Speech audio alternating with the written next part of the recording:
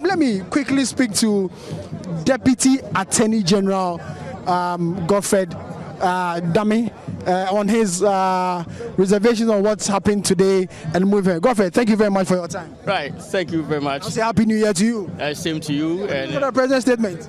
I think it was very good, as usual, full of hope for the nation, and recounted the achievement that we have made. And I think that now I better understand why the people of Ghana gave us 4 more. But clearly it was an account of very solid achievements, and there's hope for the future. In 2020, what are you expecting? I'm expecting improvement. The President has declared it to be a second year of growth, so that will be done.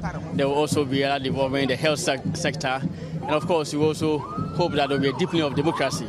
And yes, on the note of deepening of democracy, I think I must express very huge reservations about what went on in Parliament last night.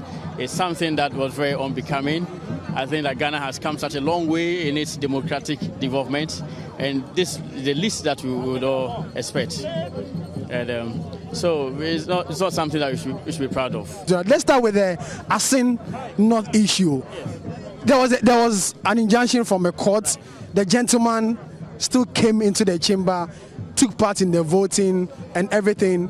What do you make of all this? Deplorable. Very deplorable, in the sense that if there's any institution which ought to uphold the rule of law, it's Parliament. And I'm quite appalled that an institution as Parliament on this day will exhibit a complete disdain and disregard for the rule of law. The Clerk of Parliament admitted being served with the order of injunction. And now I was expecting the clerk to do the needful, that is to prevent the participation of the gentleman in question in the vote. But of course, as we all know, he himself voluntarily gave the ballot to the person. And for me, something not to be proud of at all. Yes. So what happens to this gentleman? Give us some legal education. Well, I think, clearly, if a person acts in violation of a court order, if a person acts in willful disregard or the authority of a court, it's something that sounds in contempt of court. But of course, as to whether contempt to be followed or not, it's for the lawyers who are involved in the matter to take the necessary decision. I mean, it's up to them to pursue the issue of contempt at all. But for me, I am quite surprised that Parliament would act in open disregard and defiance of a court order. I think that was very unbecoming, and it ought not to have been at all.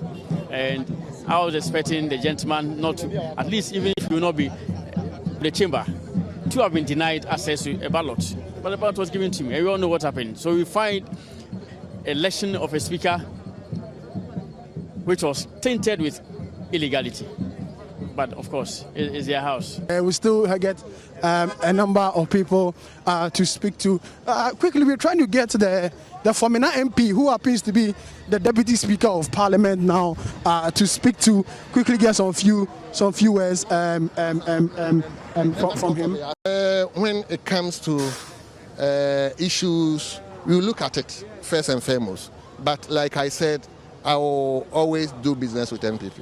For that one, there's no doubt. But just a quick one. Were you surprised your name came up for nomination or selection? I've said it over and over again. I was surprised. I never thought of it. You never had any discussion with them? No. So now that you find yourself in this position, what are you going to do? I'm going to work as the job, the office demands. So, you're still going to play ball with the NPP, as you said publicly already? Oh, yes. I'll do business with them. But of course, when issue comes, we will discuss it as it's supposed to be. Thank you very much. The former member of Parliament there, Andrew Esiama, he's now the second Speaker of Parliament. As you just heard him speak there, he still has no issues with the NPP. He still will side with the NPP and then be a part of the NPP. Let's speak to Honorable Samuel Atachia, former minister, waiting for another appointment, if I am right. Honorable, thank you very much for your time. My joy. Inauguration, everything over. What do you make of it? Well, the inauguration here was very, very good in terms of the economy of time, in terms of the speech, the oaths and the rest of it. I think it was well done, and we are glad for it. The only pathetic dimension to this inauguration is that the opposition members didn't come. Yeah, I was about to ask you that. It's very distasteful. This is not how you run a government. When you've lost an elections, and you think you are peeved and you go to the court, then all factors should be constant. Everything should run for the system to go on until the apex court should reverse, I mean, the declaration that President Akufo-Addo won. That is how it goes. So that in the interim, you do not misbehave. Their misbehavior is appalling. I don't think it's right. But many people say you should have expected this. Already they're in court challenging the outcome of this, and they can't take part in what they describe as illegality that has resulted in this. But if that is the case, they wouldn't be members of parliament, because the Constitution says that the one whose election is being challenged should continue in office. The same Constitution that made them the members of parliament. So how can you pick and choose in terms of which article in the Constitution you want to obey and which one you want to disobey? That is not a good way of running the system. They should obey the full Constitution and say that now, as if nothing has happened. That's what it says.